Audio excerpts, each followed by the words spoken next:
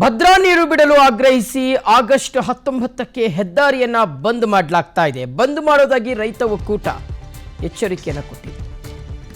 ಭದ್ರಾ ನೀರನ್ನ ಬಿಡೋದಕ್ಕೆ ಆಗ್ರಹಿಸಿ ಇದೇ ತಿಂಗಳ 19ನೇ ತಾರೀಕು ಹೆದ್ದಾರಿ ಬಂದ್ಗೆ ರೈತರು ನಿರ್ಧಾರವನ್ನು ಮಾಡಿದ್ದಾರೆ. ರೈತ ಒಕ್ಕೂಟ ಒಂದು ಎಚ್ಚರಿಕೆಯನ್ನು ಕೊಟ್ಟಿದೆ. ದಾವಣಗೆರೆಯಲ್ಲಿ ಸಚಿವ KS ಬಸವಂತಪ್ಪ ಅವರು ಈ ಕುರಿತು ಪ್ರತಿಕ್ರಿಯೆಯನ್ನು ಕೊಟ್ಟಿದ್ದಾರೆ. 18ನೇ ತಾರೀಕು ICC ಸಭೆಯಲ್ಲಿ ಭದ್ರಾ ನೀರಿನ ಕುರಿತು ಚರ್ಚೆಯನ್ನು ಮಾಡಲಾಗುತ್ತೆ.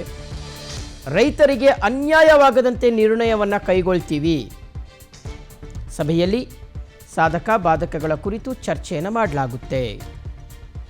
ದಾವಣಗೆರೆಯ 22 ಕೆರೆಗಳಿಗೆ ನೀರು ತುಂಬಿಸುವ ಯೋಜನೆ ನಾವು ಕೈಗೊಳ್ತೀವಿ ಅಂತ ಸಚಿವರು ಹೇಳಿದ್ದಾರೆ. ಈಗ ಎಲ್ಲದಕ್ಕೂ ಸಹ ಪರಿಹಾರ, ಈಗ ನಾವೆಲ್ಲ ರೈತ ಮುಖಂಡರ ಹತ್ರ ಮಾತಾಡೇ ಮುಂದಿನ ನಿರ್ಣಯ ತಗೊಂತೀವಿ. ಈಗ ಎಲ್ಲದಕ್ಕೂ ಸಹ ಪರಿಹಾರ ಐತಿ, ಎಲ್ಲ ಸಮಸ್ಯೆಗೂ ಪರಿಹಾರ ಐತಿ.